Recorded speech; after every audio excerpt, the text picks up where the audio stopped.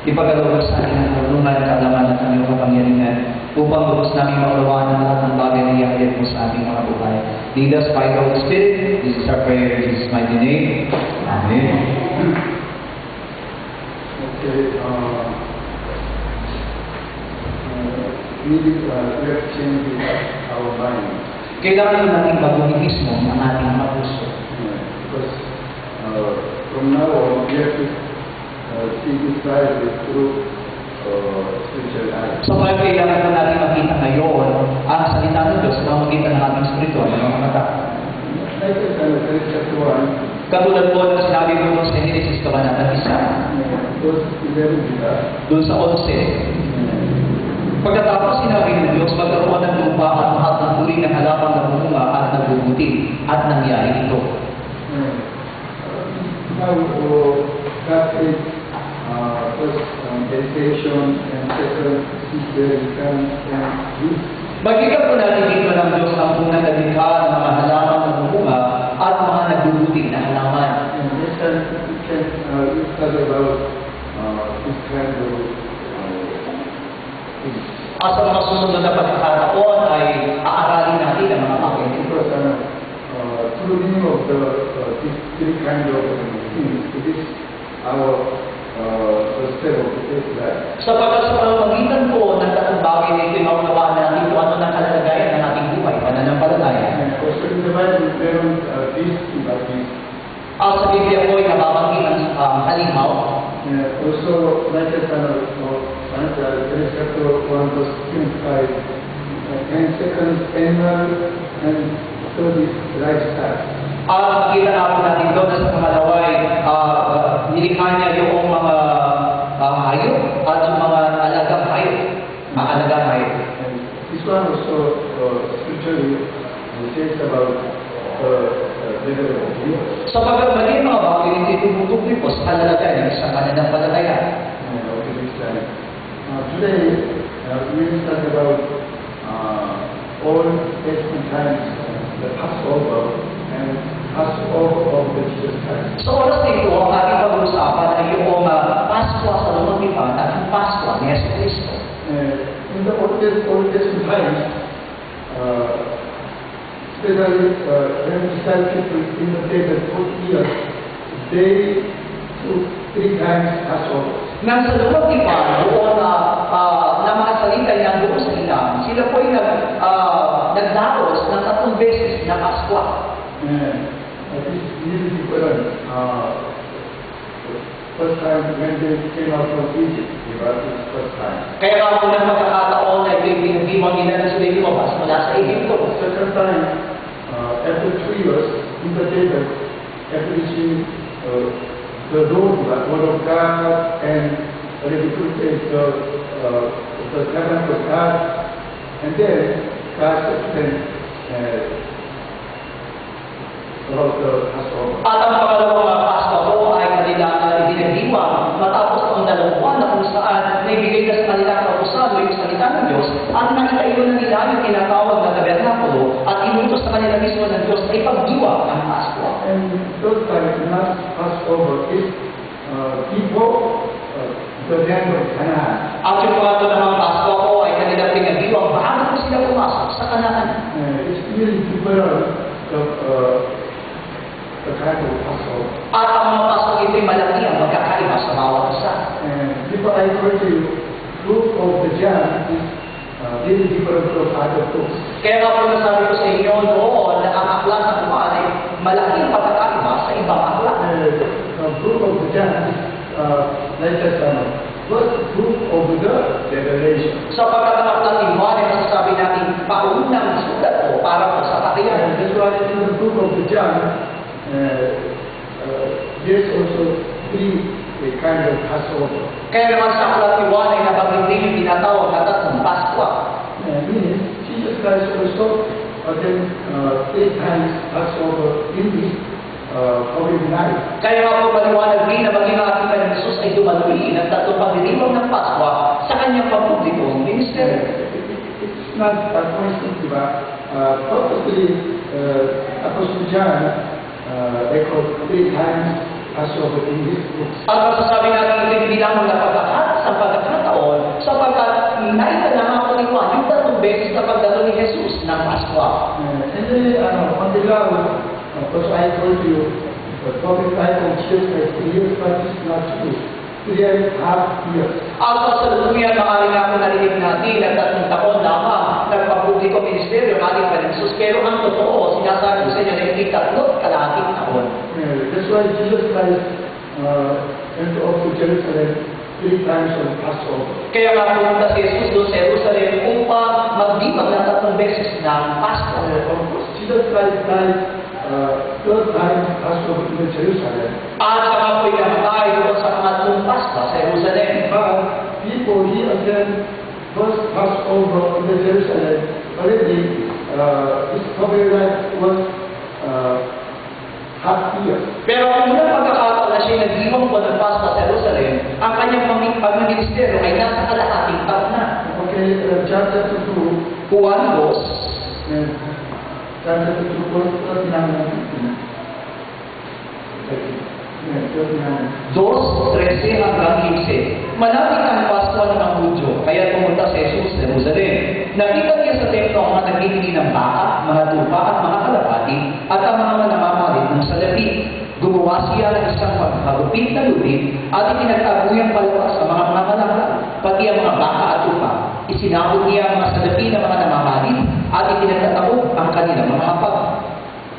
First, Jesus Christ went to the temple and in the temple. Kaya nga pag ginawa po ng ating Panginoon ay pumunta po siya doon sa templo at nilinis niya mismo yung loob ng templo. All the animals ran out from the temple. At sabi nga po doon, itinaboy niya ang lahat ng hayop papalabas sa templo. And he scattered the ordinance of the money. At doon ay sinabot niya yung mga salapi ng mamamalit dito. He was turned over the table. Kaya nga maging ang mga lamesa nito ay pinagtatawag niya. And he said, get this out of here. Because how will it come by 100,000 into market? Kaya nga sinabi niya doon sa 16, alisin ninyo ang mga yan, huwag ninyong gawing palengke ang bahay ng ating Ama. You see, Revelation chapter 18. Tingnan nga po natin doon sa tinatawag na pahayawan. Revelation chapter 18, 18. verse 20.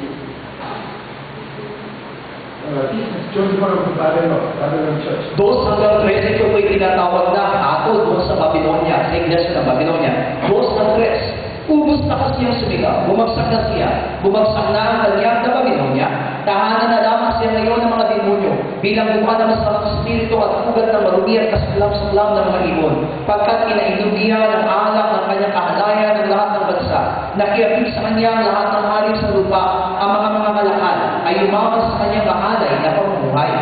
It's like a saying, when Jesus went into the first Passover. Kaya nga po ito'y maitutulad natin doon sa pagdalo sa unang pagkakataon ni Jesus sa Pasko.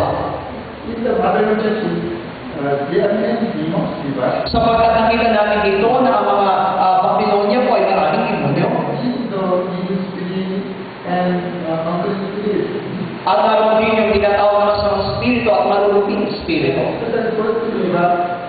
Already this Babylon church become religious market. At pagdating nga po doon sa stress, ay nakita natin kung paano ito'y naging mga halaman. And members, they are coming to other churches, diba? At ang sabi ko po, itong mga miyembro ng iglesia ito ay patuloy na ganito ang kanilang nagkakalagayan. Like today, Catholic church. Kaya nga po sa kasalukuyan, maaaring ngayong natin dito sa iglesia ng Katoliko. Today, some churches become marketplace. At hanggang sa kasalukuyan, nakikita po natin ang kanyang mga iglesia ay parang naging palengke. That's why in the church, they are selling Bible, selling things, diba? Kaya nga ang kanilang mga tubahan ay puno-puno ng mga kalakala kung saan nagbebenta.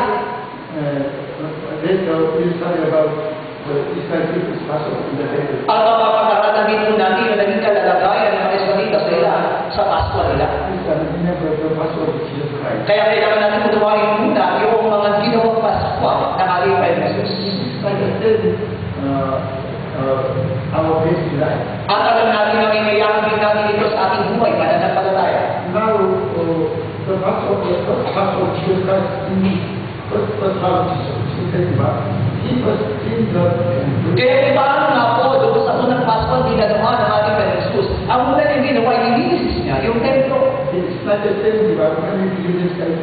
save from our sin. At may tutulad natin ito sa unang pagkakataon na tayo manalig sa Kanya, nilinis ko yung ating kasalanan. Through blood of Christ, all our sins will be clean. Hanggang sa pamamagitan ng dugo ni Kristo, ang ating lahat ng kasalanan ay napatawad.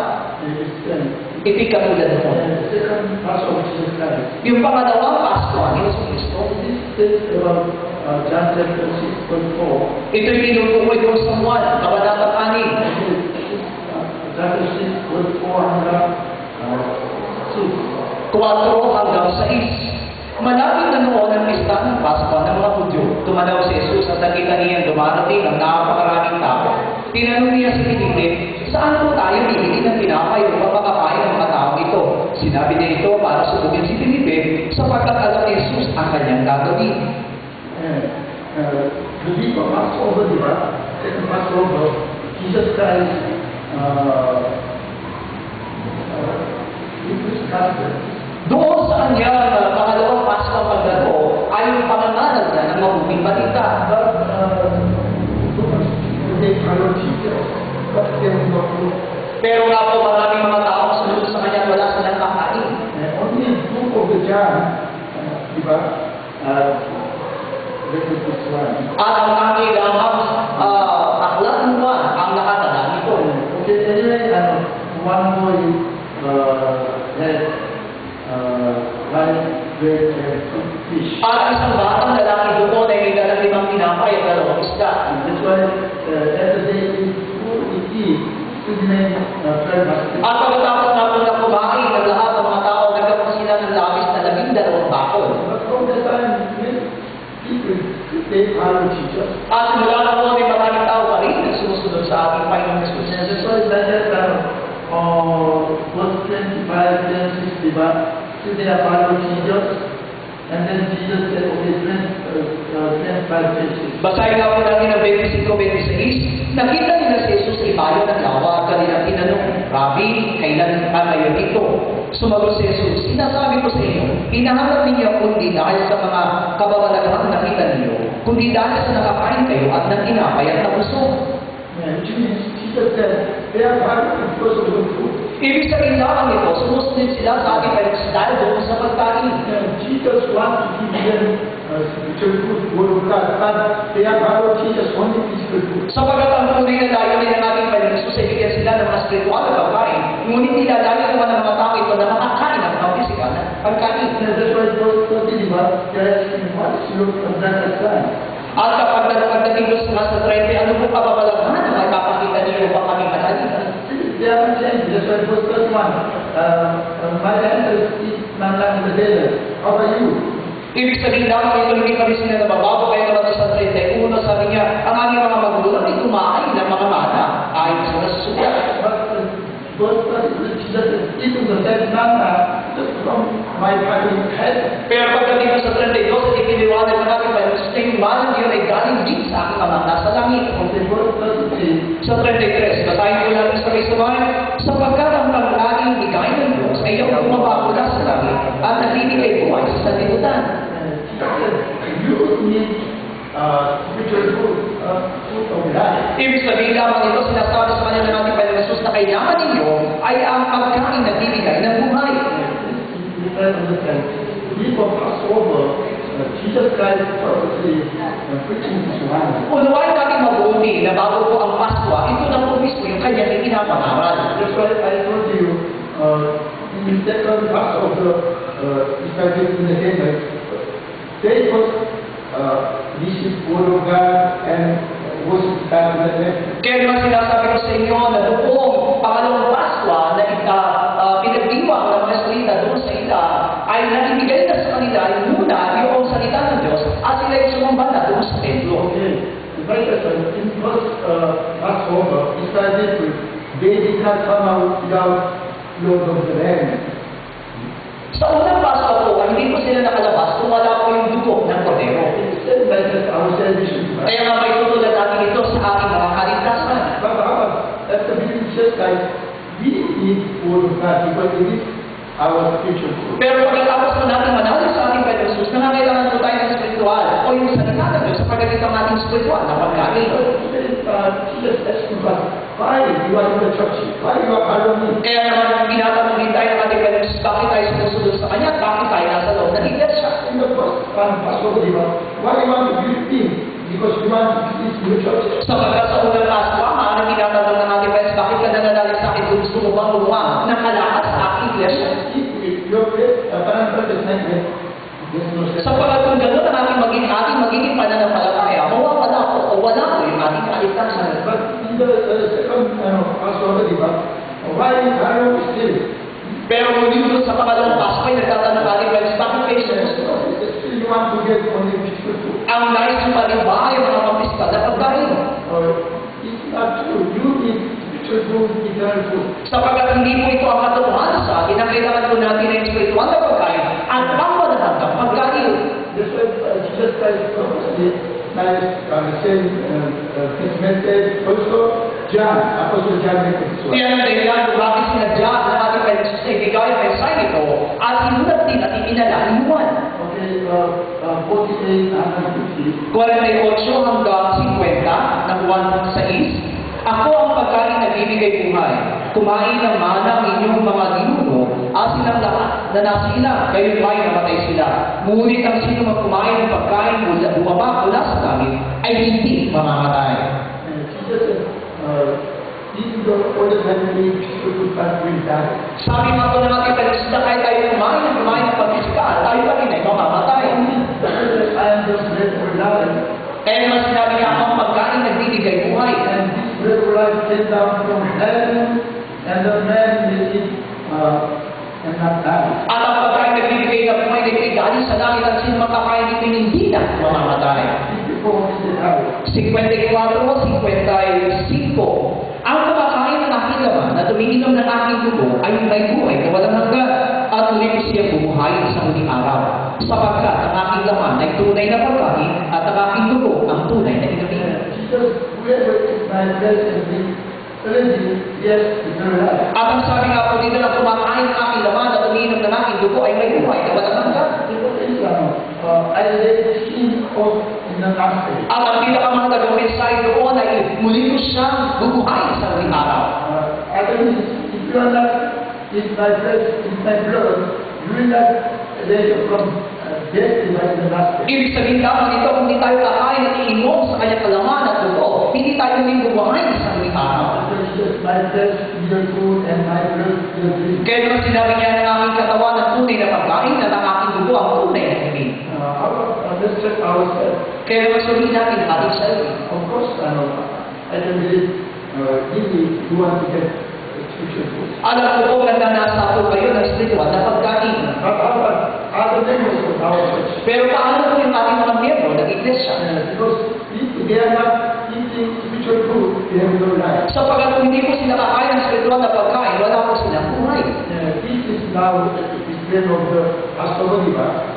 Ibig sabihin hindi pagpapaliwanag tungkol sa Pasko. Passover is not 10, it is from 3 steps of. Kaya nga po magiging maliwanag sa atin ng iba-iba ang kalalagayan noong Pasko sapagkat ito'y may kanya-kanyang batayan.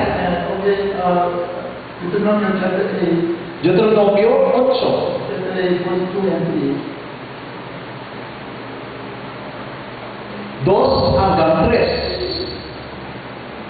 Alalahanin ninyo kung paano ninyo pinubayan sa ilang sa loob ng 4 taon upang matuto kayong magpakumbaba. Sinubukiya kayo kung susundin niyo siya.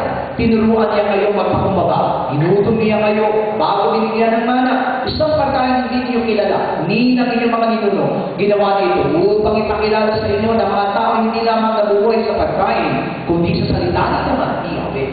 Despite 40 years, Ang mga salita po ay kumain ng mana sa loob ng 40 taon. why God feeding them with manna? Bakit nga po ba pinakain sila ng Diyos ng mana? God was make them hungry, really hungry. Sapagkat ang nais ng Diyos sa kanila ay patuloy na maging mapagpakumbaba. And then, let them understand, man has something from them alone, but the word came from God. At upang maunawaan nila na hindi lamang sa tinapay na buhay ang tao, kundi sa bawat salita rin na bumutabi sa ating Diyos. That's why in the second verse of Jesus Christ, you really understand, really Peter 2 is from Jesus Christ. Iyan ang dahilan kung bakit sa ikalawang Pasko ng ating Panginoon Jesus ay nangangailangan tayo at pinapaliwanag sa atin, nangangailangan tayo ng spiritual na pagkain. Okay, next, Passover. Ang ikatong Pasko, Yes, chapter 12, verse 1 and 3. Yes, John. Juan, ulit tayo, 12.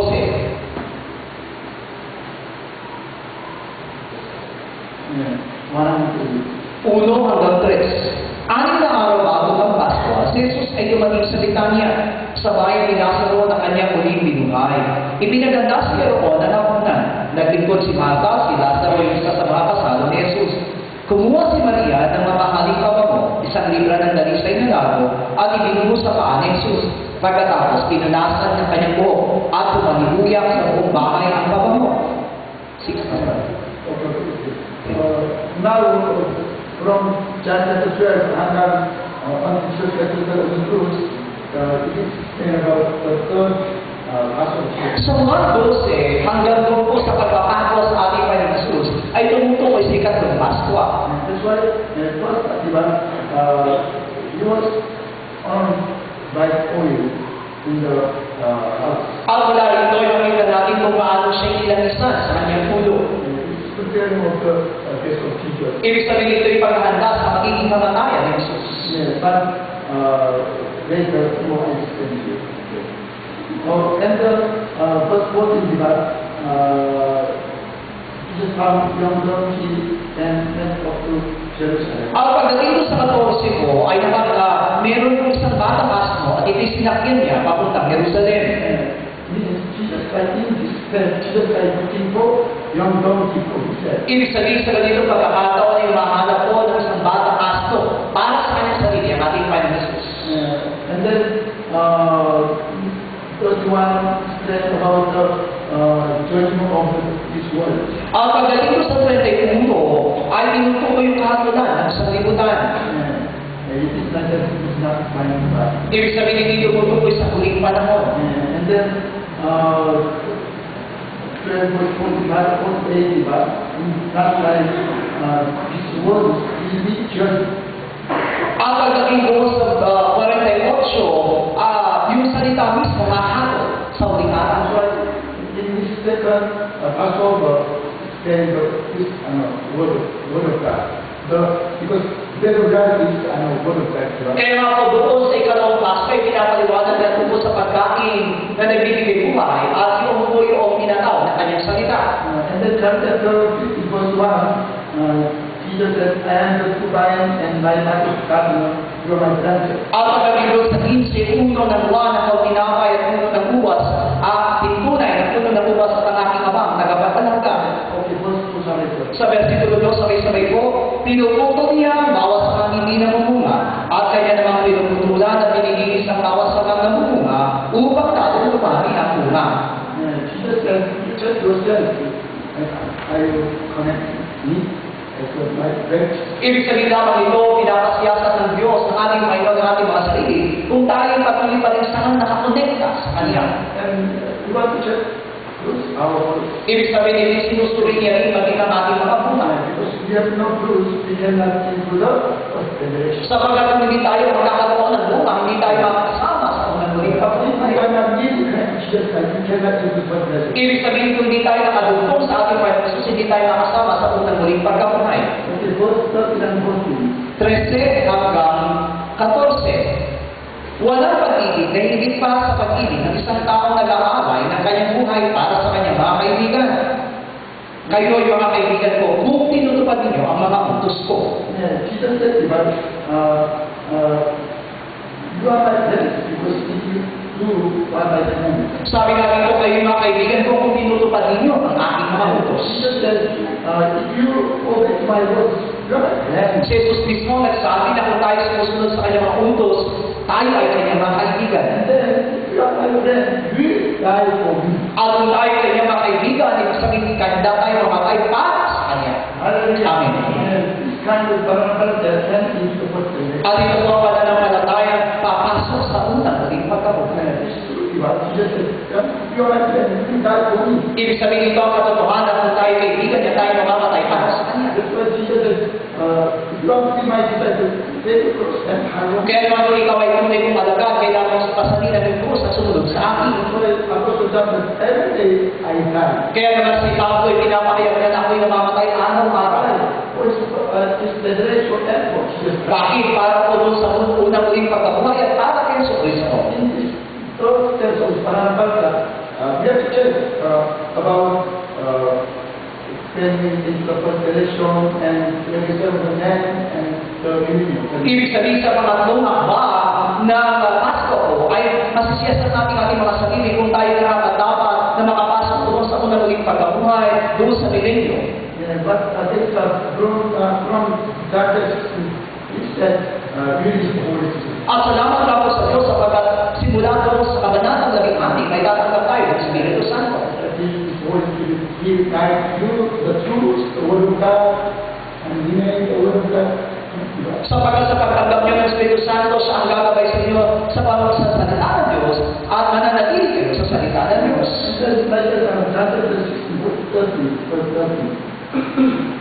Juan 16:13, pagdating ng Espiritu ng katotohanan, tutulungan niya kayo upang maunawanin niyo ang buong katotohanan, sapagkat magsasalita siya sa ganang, hindi sa ganang kanyang sarili, sasabihin niya sa inyo ang kanyang narinig at ipapahayag ang mga bagay na darating.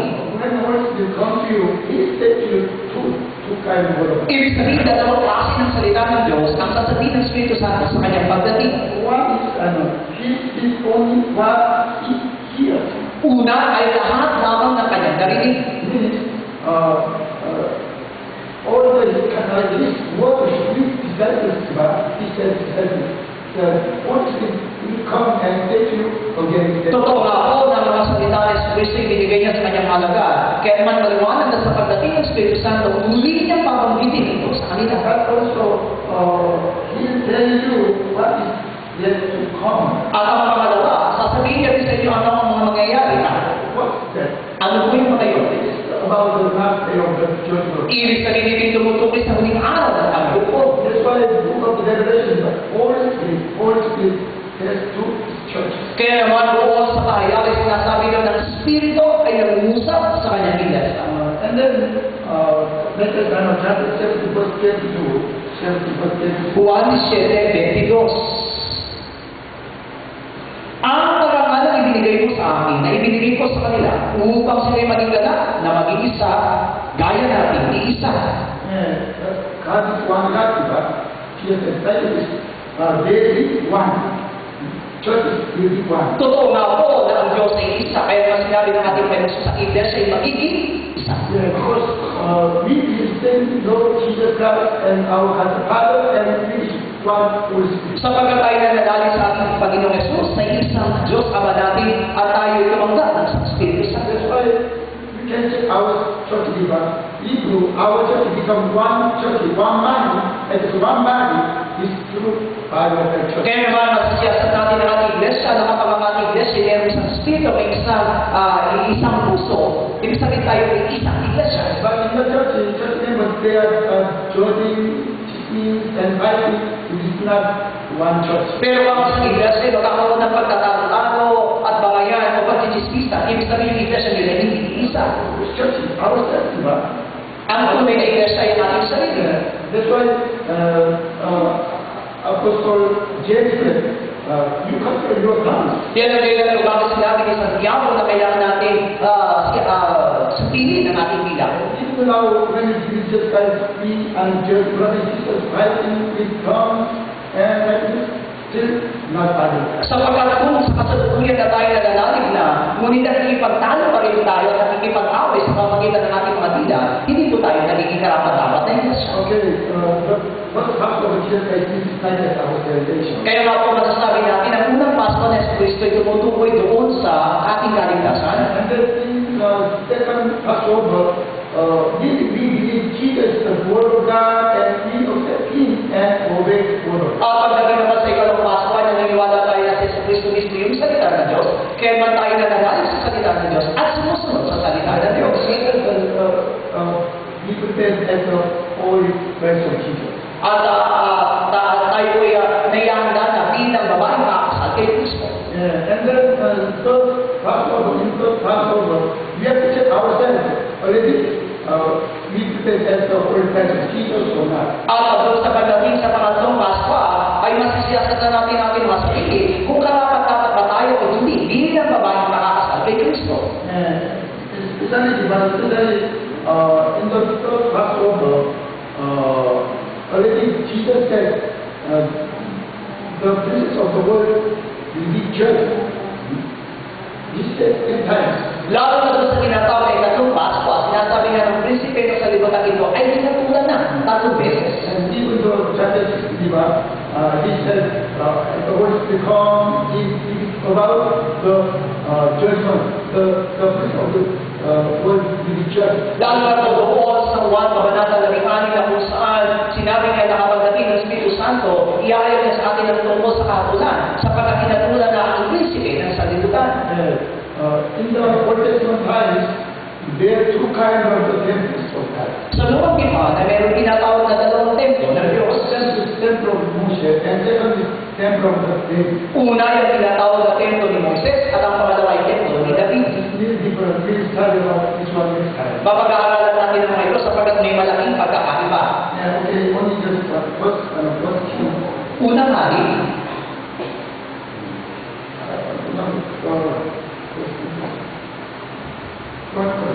unang Kronika, 28 verse 2.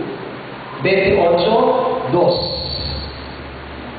Unang Kronika, 28:2. Anak ni Eno si Kainan, at naging anak ni Kainan si Mahalalel, na ama ni Jared. Verse 2. 2.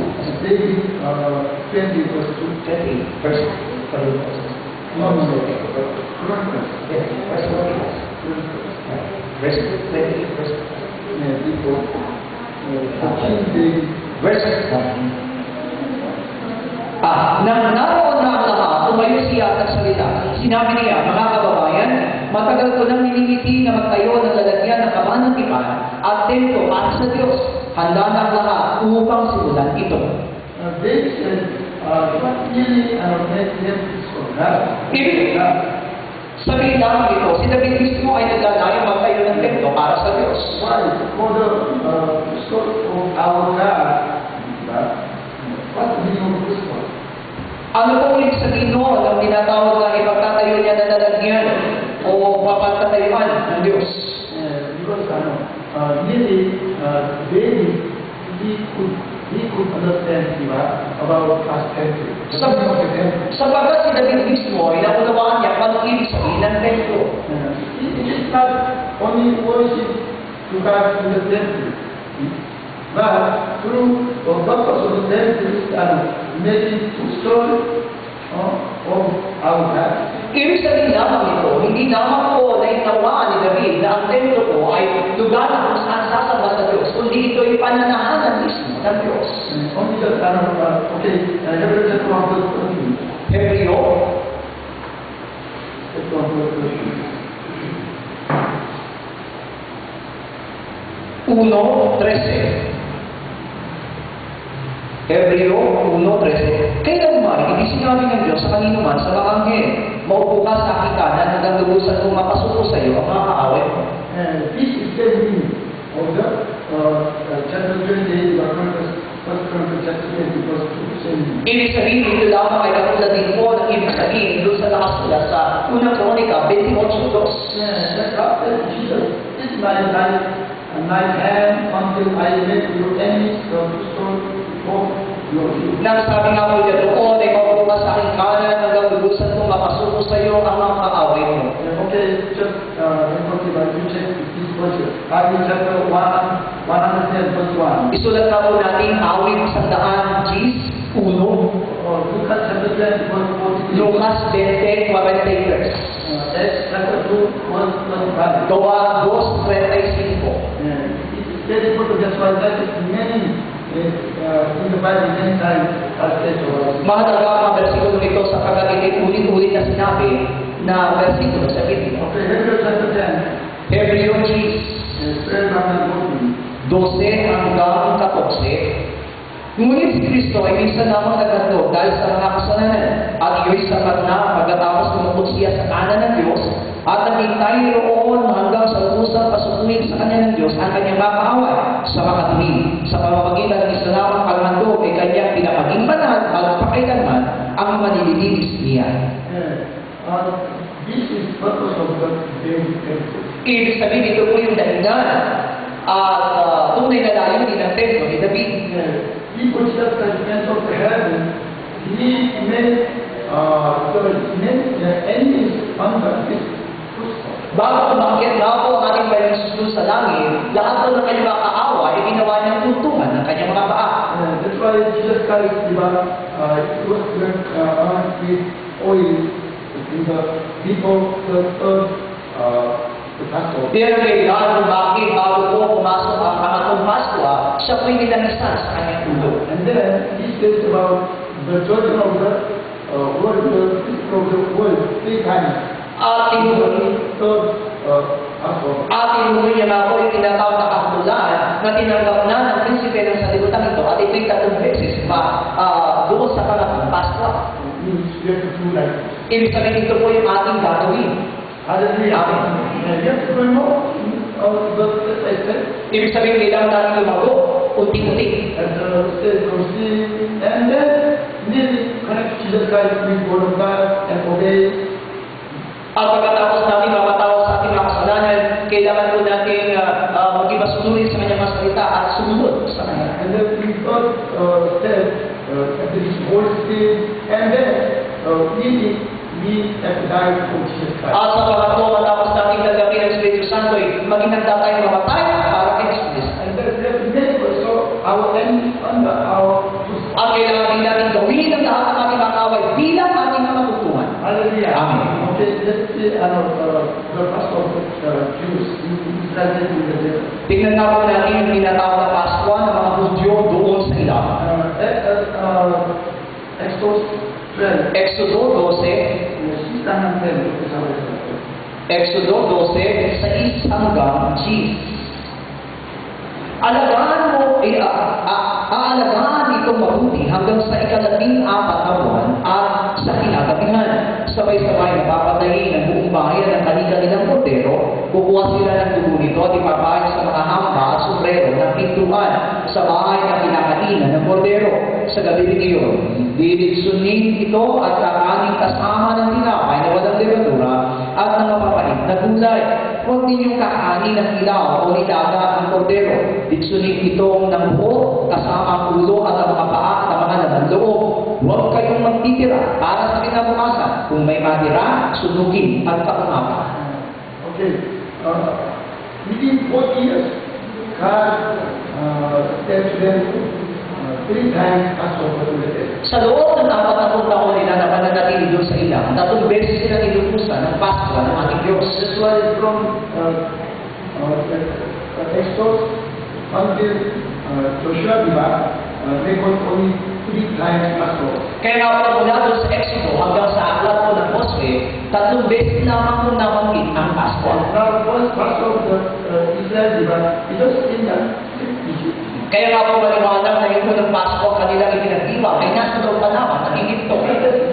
We say from unbelievers, from California. Kaya nga po masasabi natin yung matuturing na katulad ng ating pagiging ligtas mula doon sa pagiging hindi mananampalataya. Lord Jesus. Kaya naman sa panahon yun ay nangangailangan tayo ng dugo ni Jesus. But some people, as I know Jesus Christ, they took ram and kill and get blood and put the bread and the flesh of the divine. Samantala mga salita ay nangangailangan mo na tinatawag na anino ng ating Panginoong Kristo na kung saan nangangailangan sila ng dugo ng kordero at ilalagay po nila ang dugo nito doon sa hamba, sombrero mismo ng kanilang mga pintuan. Hallelujah. Amen. Yeah, but later they eat the flesh of the ram. Ang pagkatapos noon ay kailangan din nilang kainin yung mismong laman ng kordero. Yeah, but not boil in the water. Pero hindi po pwedeng nilaga. Make like a roast body. Ibig sabihin, kailangan po itong ihawin o lipsunin. Eat all the body, not throw anything. At ang sabi doon, kailangan nila ito kainin lahat at wala silang itatapon. You know why God do not boil the water? Alam niyo po ba kung bakit inuto sa kanila huwag iningan at nilalaga? Yeah, because if they are boiled in the water, they can teach others. as a king. Sapagkat kung ilalaga nila ito, magkakaroon sila ng tinatawag na halo kapag niluluto. Today, in Bible church, in many churches, they are missing other teachings. At sa ngayon sa iglesia kapag ginagawa nila, hinahaluan nila ng ibang katuan. There's no salvation. At mawawala po yung kaligtasan. We only blood of Jesus. Iyo sabihin na kailangan lamang natin dugo ni San Cristo. Jesus and His word. Si Jesus lamang at ang kanyang salita. Hallelujah. Amen. And verse 10, diba? Until this morning, do not get it from me. Oh, this is At pagdating mo sa James, ay sinabi doon, huwag kayo magtitira kahit kaunti. it is our salvation. Ay, ibig sabihin, itutukoy sa ating kaligtasan. That's why, diba, after we believe just like this said, diba, we have the battle. Kaya naman pagkatapos natin manalig sa ating Panginoon Jesus, ang susunod na ginawa natin, bautismo. And people also saying they are back in the Dead Sea. Alam natin ang mga salita yung nakaranas din ng bautismo doon sa dagat na pula. And then they eat the manna came from heaven and also drink the water from the rock. Ang pagkatapos na may kumain sila ng mana, at uminom din ng tubig na galing doon sa malaking bato. What Corinthians chapter 10, diba? It's an annual Jesus Christ. Ibig sabihin ito ay nakasulat doon sa unang Korinto, Jesus, na kung saan kumakatawag sa alipan ng Jesus. They eat the water, living water from the rock, but that is Jesus Christ. Totoo nga po na sila'y uminom ng tubig mula doon sa malaking bato, ngunit hindi tumutukoy kay Jesus Cristo. And then, this is from every time choose 12 diba, and then to the game of Canaan and check this. Ang bawat tribo ko, yung 12 tribo ko, ay pumili po ng kanilang mga representante na isusuro po doon sa Kanaan. In this place of God. Kaya nga po ito'y pagsubok ng ating Diyos. Because study every day, so black and signs and wonders from God. Sapagkat ang mga salita mismo ay nakakita po ng mga tanda at mga galing sa But only two diba, Caleb and Joshua, they need to believe God, but others, they are not believing. Pero dapat na wala pa po ang nanalig sa Diyos, si Jose at si Caleb, at ang iba po ay nawalan po ng That's pagtitiwala. why he said, true, these believers, others, all they died in the death. Kaya naman maliban sa dalawa, ang lahat po ay namamatay doon sa ilaw. Okay, second Pastor Stanley, it is Numbers chapter 9. At yung pangalawang Pasko po ay natumutukoy sa mga salita ay sa bilang 9. Okay, then equal to this Numbers chapter 9 verse 12. Yun ay 9, 12. Chapter 9 verse 12. Huwag sila magtitira kahit kapirasong kordero pampasma at pag di nila papaliin kahit isang butong iyon. Ano ba't nagdiriwang nila sa Paskwa? Susundin nila ang lahat ng tuntunin ukol dito. Do not eat any part of your body and do not break any bone. Sabi daw, huwag sila magtitira ng mga kapiraso doon sa kordero at huwag din papaliin ang buto. That's why on the cruise, Jesus bone is not broken. Kaya nga po doon sa krus ay hindi po binali ang buto ng ating Panginoon. But Exodus chapter 29 chapter 29 verse 21.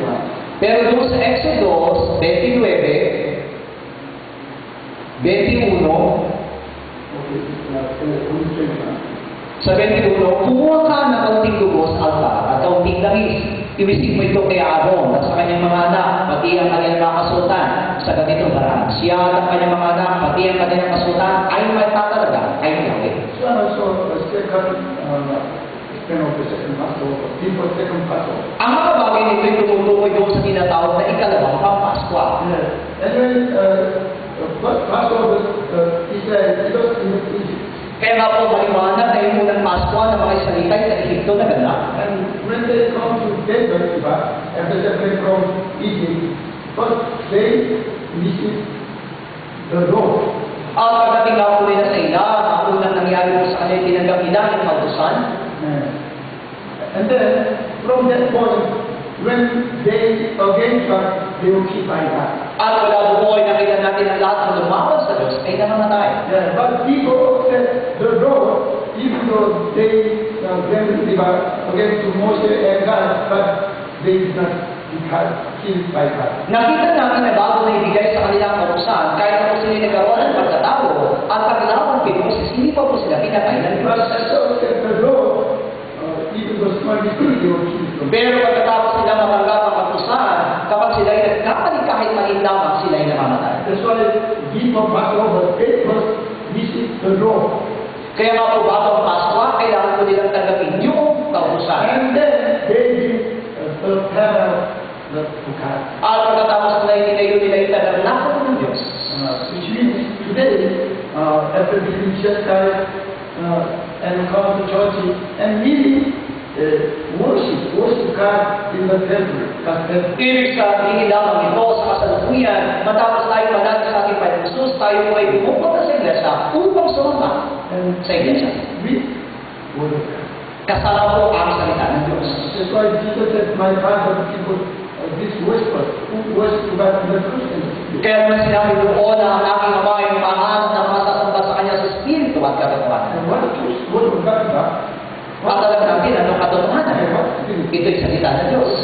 Ang Espiritu tumutukoy sa Espiritu Santo. what's the purpose of everything of New Testament time? Ano po yung ang layunin ng templo sa bagong liman? Papa says, not temples, because Holy Spirit come up to you. Sinabi mismo ni Pablo na kayo ay templo sapagkat ang Espiritu Santo nananahan sa inyo. That's why after we have Jesus Christ and become Christian, we have to worship God in the truth and the truth. Kaya naman matapos natin tanggapin ang ating Panginoon sa Kristo, kailangan natin sumamba sa templo sa pamagitan ng Espiritu at katotohanan. If you are not worship God in God, di ba, we not know that this kind of worship. Sapagkat hindi po tayo ganun ang ating magiging pagsamba sa Diyos, hindi po tatanggapin ito ng Diyos. That's why, di ba, when you confess and when they come to churches, and then you have to make this kind of worship. Kaya naman kapag nangangaral tayo sa salita ng Diyos, itong mga pinapangaralan natin, ay inaya natin dumalo sa iglesia at gagawin natin silang tunay na sumasamba. But important is from pastors or the church workers. Pero ang pinakamalaga mula sa mga pastor hanggang sa mga magagawa. Because they are like that important sometimes they are like a priest in the temple. Sapagkat sila po yung tinutukoy ng mga sacerdote doon sa templo, sa lumagipan. That's why this Exodus chapter 21, the blood spread to the armies. Kaya nga po doon sa Exodo 29:21, sabi doon yung dugo mismo ng kordero ay bibisik maging sa kanilang kastuhan. Hallelujah. Amen. To worship God. Ibig sabihin din yung tunay na pagsamba. All the church workers, they go worship and have to be this steps of pananampalataya. Na mula doon sa mga pastor hanggang sa mga manggagawa ay kailangan ipanalangin ng mga pagsamba at na tayo ay tunay na maging mananamba. Not only faith or believe word of God. This word of God has to be our life. Ibig sabihin, hindi lamang ititikman yung salita ng Diyos, kundi kailangan na yung salita ng Diyos ay maging kasuotan natin. Pahayag chapter 9, verse 13. Pahayag 19, 13. Tigmak ng dugo ang kanyang kasuotan, salita ng Diyos ang tawag sa kanya. Hallelujah. Amen. This is telling about second Passover with Israel. Kaya nga po masasabi natin dito yung katulad ng tumutukoy sa ikalawang Pasko ng mga Israelita. Through the Passover with Israel and Passover with Israel, we have to check ourselves. And Kaya sa pamagitan ko ng Pasko ng mga Israelita, Pasko ng Yesu Cristo, masasiyasat natin ang ating sarili, maging ang ating iglesia. in our second step of the day, we Word of God and get to be true temples of God. Nasa ikalawang kalalagayan o hakbang ng ating pananampalataya, nangangailangan tayo sa salita ng Diyos at maging tunay na templo tayo ng Diyos. What kind of temple?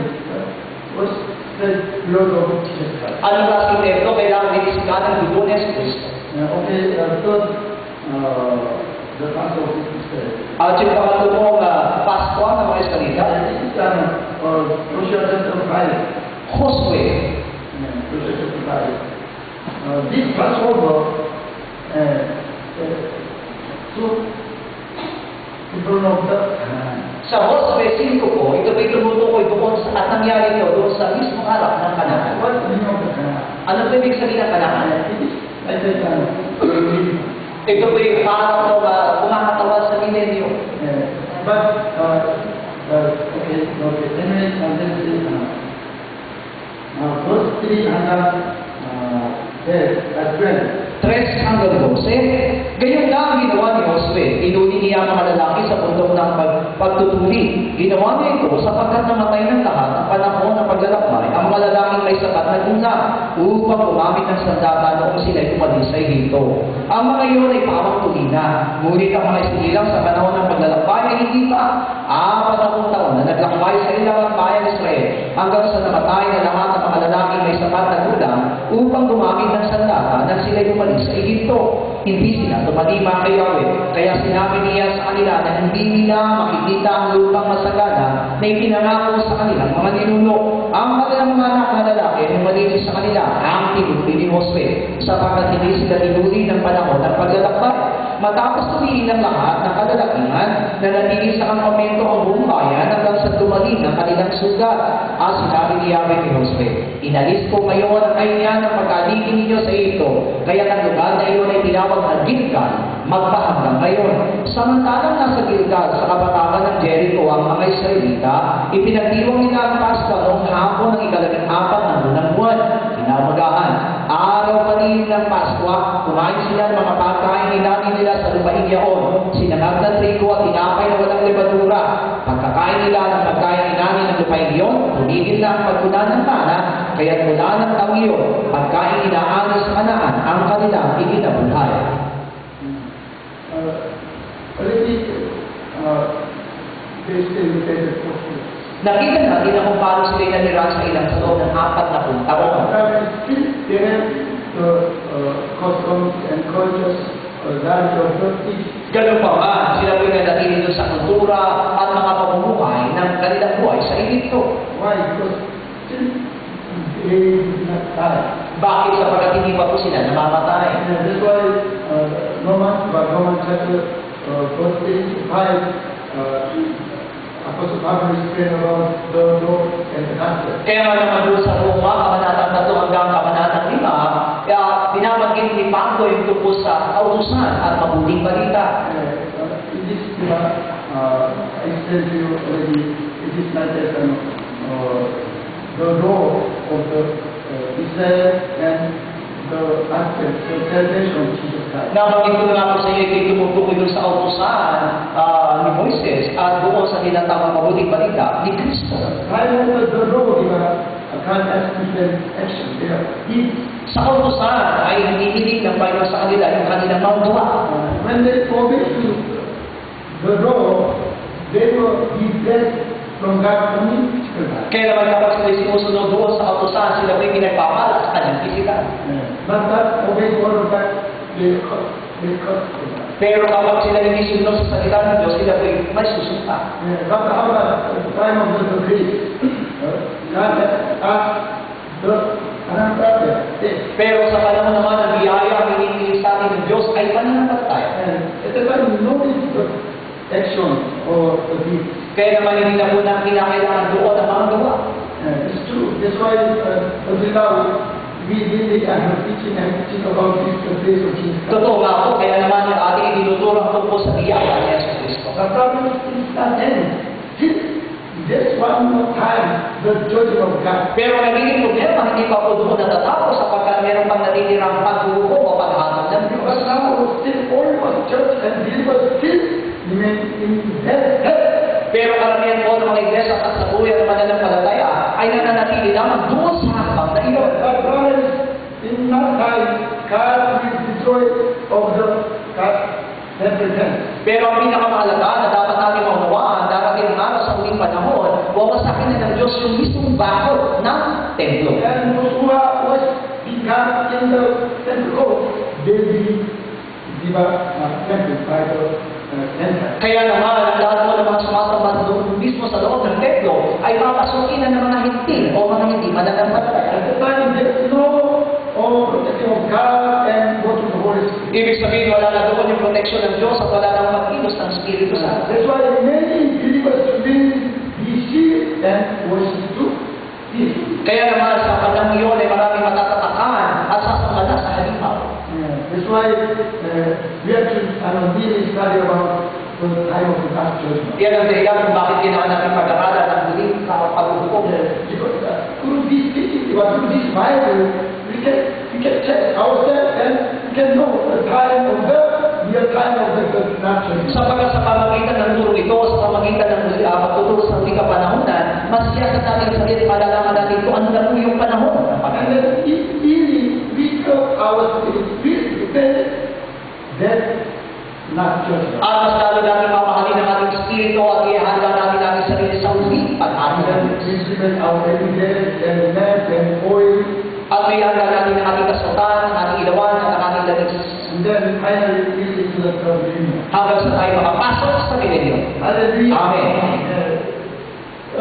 Now explain the Passover. Kaya nga po pinapaliwanag sa aking tatlong hakbang na ginagawa ko sa pagdiribag ng Pasko. Now we believe Jesus Christ and His blood and save from our sins. First step. Totoo nga po na yung hakbang na ginawa natin na nalig tayo doon sa dugo ng ating Panginoon Jesus at naligtas tayo sa kasalanan.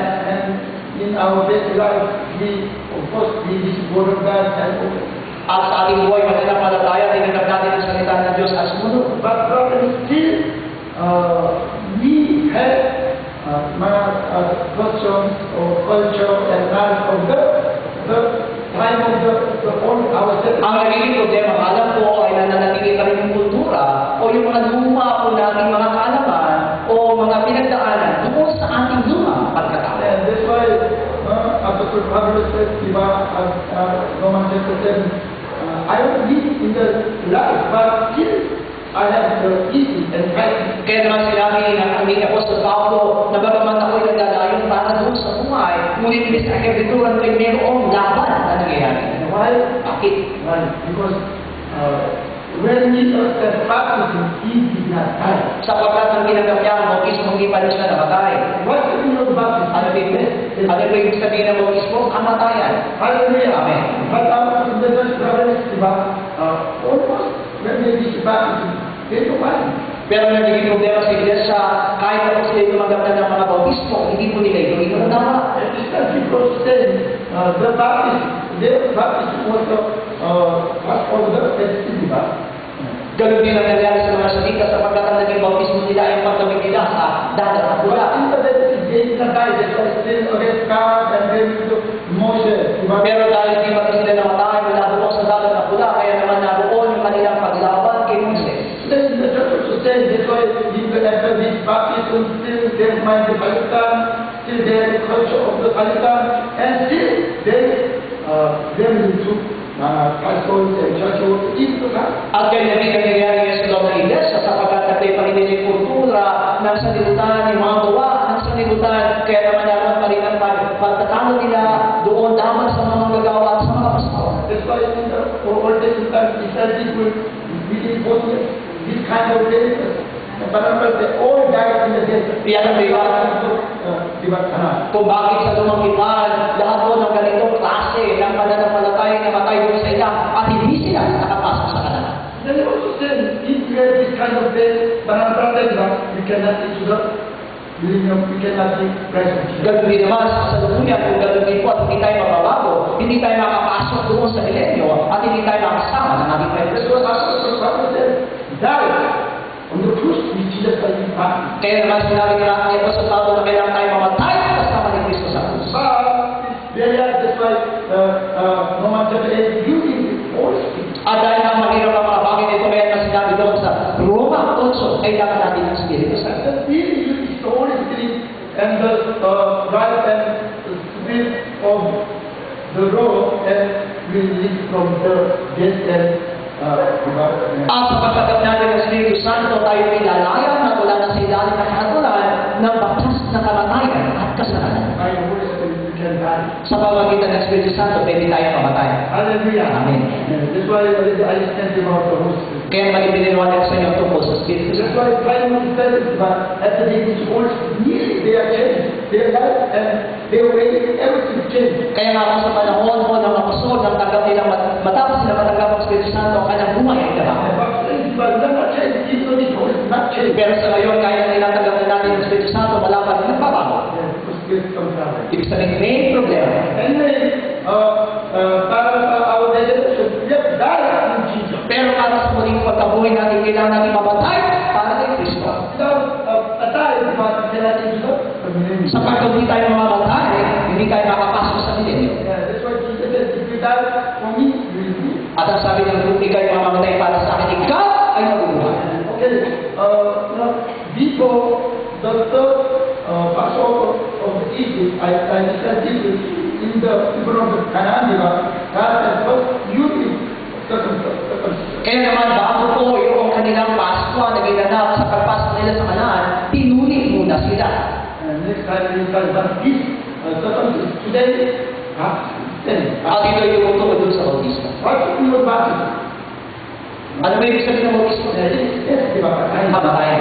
Yes, die for sin. All our Ibig sabihin, kailangan natin mamatay sa kasalanan sa luma nating That's pagkatao. why this my God. That's why God sent us Holy Spirit. At dahil ang mahirap ito, ibinigay sa akin ng Espiritu Santo. Okay, now God asked him to tell people, you need to into the Kaya naman ibinigay ng Diyos sa mga salita na sila'y matuloy upang makapasok sila sa Kanaan. and then verse 9, di ba? Verse 9, okay, one more time. Sa 9, sabay-sabay po, ang sinabi ni Yahweh kay Josue, inalis ko ngayon ng kanya at pagkalipin ninyo sa Egipto, kaya ang lugar na iyon ay tinawag ng Gilgal, magpahanggang ngayon. Today, I have brought away the return of Egypt from you. Sabi nga doon, inalis ko na sa inyo ang kahiyan ng pagkalipin ninyo sa Egipto. Because still there, the Egyptian cultures and knowledge, everything. Sapagkat ang gano'n sa atin ng panahon yun ay taglay pa rin nila yung kultura at karunungan ng mga Ehipto. That's why it looks like a study, but in baptism, you have to kill this one and let them bet. At sa pamamagitan ng bautismo o pagtutuli, kailangan natin patayin ang lahat ng bagay nito. Hallelujah. Amen. And then verse 11. 11. Kinabagaan, araw pa rin ng Pasko, kumain sila ng pagkain inaani nila sa lupaing iyon, sinangag na trigo at tinapay na walang levadura. From that point, the man that they had is tough. At ang sabi doon, mula ng panahon yun, at tumigil na po yung pagkulat ng mana. God commands them from now, eat the bread and roast them. At inutusan sila kumain ng sinangag na trigo at yung tinapay na walang levadura. That's why the Bible in the Bible, first they Christian, they drink only milk. Nakita natin na sinabi ng Biblia na lahat po ng mga sanggol ay uminom na ng gatas. And then second, eat only rice. At ang susunod ay kakain na sila ng kanin. First time, first believers, they don't eat, that's why they drink only milk. Kaya nga po, dahil po ang mga sanggol ay malimbago pa lamang ng mga mananampalatay wala pang ngipin. Kaya Second time of the Bible, gatas na lang. they eat but not strong, that's why they eat only rice. Pero yung mga kalawang pang mananampalataya, hindi pa matibay ang kanilang ngipin, kaya pwede pa lang kinakainin dahil kanin. But as a friend of Jesus, they beautiful and strong peace. Pero dahil nga po sila ay handa na bilang babae kakasal kay Kristo, meron na silang taglay na malakas at matibay na ngipin. But they can eat the roast game. Kaya pwede na po sila kumain ng sinangag na trigo. What's the roast game? Ano po yung tinatawag ng matigas? Sinangag na trigo. By the fire, they roast them and Ibig sabihin ito ay sinasalang nila sa apoy at sinasalang at ito ay kinakain nila. this roasted is not game, but it has game or not this one. At ang sabi nga nila sila hindi mabulok at hindi mabulok. Only soldiers of Jesus Christ can eat this roasted. Yung tunay na kawa lamang ni Kristo ang makakakain ng sinangag na trigo. Hallelujah. Amen. You see, Hebrews chapter 3, 18. Hebreo, This book of Hebrews is praying about the Israel people, Canaan and our name. 3:18. At sino ang tinutukoy niya ng kanyang sinumpa? Hindi sila makapapasok at makapamahinga sa piling ko, hindi ba ang mga suwatin? They could not enter Canaan because they did not obey God. Hindi sila nakapasok sa Kanaan sapagkat hindi sila sumunod sa salita ng And Diyos. that's what verse 8 verse 8, 11. 4:8 hanggang 11. Kung ang mga taong ay nadala ni Jose sa ganap na kapahingahan, hindi na sana nagsalita ang Diyos tungkol sa isa pang araw ng kapahingahan sa mga tuwid. May kapahingahan pang nakalaan sa mga nananalig sa Diyos, sapagkat ang sino mang makapasok at makapahinga sa piling ng Diyos ay makakapamahinga sa kanyang mga gawa, tulad ng Diyos magpahinga sa kanyang mga paglikha. Kaya magsikap kayo makapasok at makakamahinga sa piling ng Diyos. Huwag sumuway ang sino man sa atin para hindi mabigong tulad nila. Joshua not teach them through rest. Ibig sabihin, hindi nabigyan sila ni Jose ng ganap na kapahingahan. Because this is the millennium. Ibig sabihin, ito'y anino na mangyayari doon sa milenyo. Hallelujah. Amen. That's why said this other day.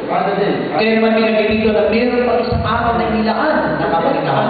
Through rest in the millennium. At ang sabi ni tunay na kapahingahan doon sa milenyo. That's why verse 9 through rest. Kaya nga po doon sa 9, binanggit na meron pang natitirang isang kapahingahan. Verse 11, that's why next effort into the rest. At pagdating doon sa 11, magsikap tayo makapasok at makapamahinga sa piling ng Diyos. Hallelujah. Amen. We have to protect our grace and lamp and oil. Ihanda natin ang ating pagkasal, yung ating ilawan at ang ating langis. And then, like I said, you have to pass of the third, second, and third pass of this time. Kailangan tayo maging matagumpay doon sa ikalawa at ikatlong Pasko ng mga Israelita. Maybe this time, book of the John 3, pass of the Jesus Christ, and this is 3 pass of the Baptist. At mula rito, ipaunawaan na natin mabuti yung tatlong Pasko ang binanggit ni Juan at yung Pasko ang ginanap ng mga Israelita ay pareho na. Also, it is said that our 3 steps of faith. At masasabi natin na ito rin yung ikatatlong bahagi ng ating buhay para ng palayan. First step of salvation, that's what they think on it. Nasa unang hakbang ay kailangan natin ng kaligtasan, kaya gatas na lang ang kailangan. That's why after it's then run forward, step by step. This is our department. Kaya naman ang ating trabaho po ay patapos tayo mangaral sa salita ng Diyos ay pinalala po natin dapat sila. From pastors, workers, we have to what? Going on. We have to first come to the step of the pastor. At mula sa mga pastor hanggang sa mga magagawa ay kailangan makarating doon sa ikatlong hakbang ng ating pananampalataya. Hallelujah. Amen. And then our church members, we hallelujah. Kaya naman yung ibang ating mga members susunod sa atin. That's why we first prepare the motion first, and then next I will give us Joshua. Kaya naman ipinitiyanda niya muna si Moises at pangalawa si Jose. And then we put Jesus first, Joshua. The way of the blood. At ipinakita mismo ni Jesus sa atin ang daan para sa buhay. If you want to get life, then it's millennium, you follow me. Na kung tayo nag-alayos ng buhay at tunay na makapasok sa milenyo, kailangan natin sumunod sa Kanya. That's why he has three steps of the gospel. Kaya naman pinagtagumpayan niya yung tatlong tinatawag na Pasko. Finally, he died on the cross. It is his third step of the gospel. At ang kanyang naging kamatayan sa krus ay tinatawag na ikatlong hakbang ng kanyang Pasko. Para sa blessed Jesus into the millennium divine life. At para po tayo ay maging babae ka sa Kristo at makapasok sa milenyo, kailangan natin mamatay. Or ourselves must die on the cross. Sa iyo lang ang lumang pagkatao natin kayo mamamatay doon sa krus sa pamagitan ng bautismo. Hallelujah. Amen. This time, that's why from now on we have to pray this way. Ipinibigyan, kailangan natin ganito ang ating maging pamamanaan. Because Jesus will come soon. Sapagkat malapit ang dumating sa Jesus. We don't know when. That's why first we have to prepare ourselves, and next our members, and also other many members, even though other churchmen. Hindi natin alam kung kailan, kaya naman tinanda natin ang ating sarili, susunod ang ating mga miyembro, susunod ang ibang iglesia, ibang mga miyembro pa ng iglesia. And always pray for this teaching. Tayo din manalangin. Jesus! Jesus! Jesus! Kami nagpupusan din nga po, kami po ay kumain na tulong sa iyo na mahapang mga pag-aralan namin sa Panginoon. Patuloy naman sa pagpunan ng mga namin lahat ayon sa iyo na pinagkalooban.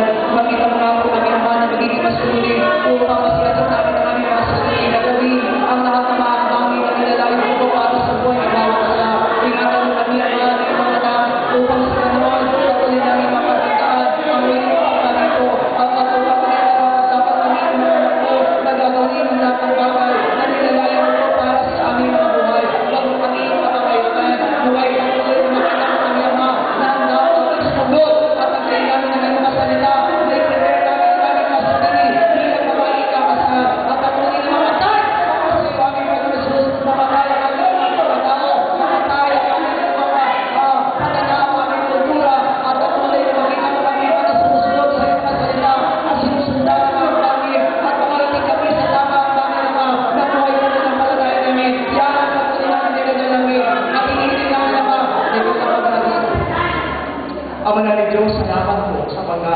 tunay na nililiwanag mo ang iyong mga salita.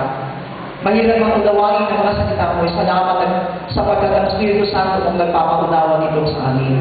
Salamat po sa gabi ito na katagumpanayan ng aming pag-aaral, na sa aming pag-aaral ito ay patuloy namin masiyasan ang aming mga sarili kung ano na po yung aming magiging kalagayan at patuloy na may handa nawa kami, Ama, sa muli mong pagparito.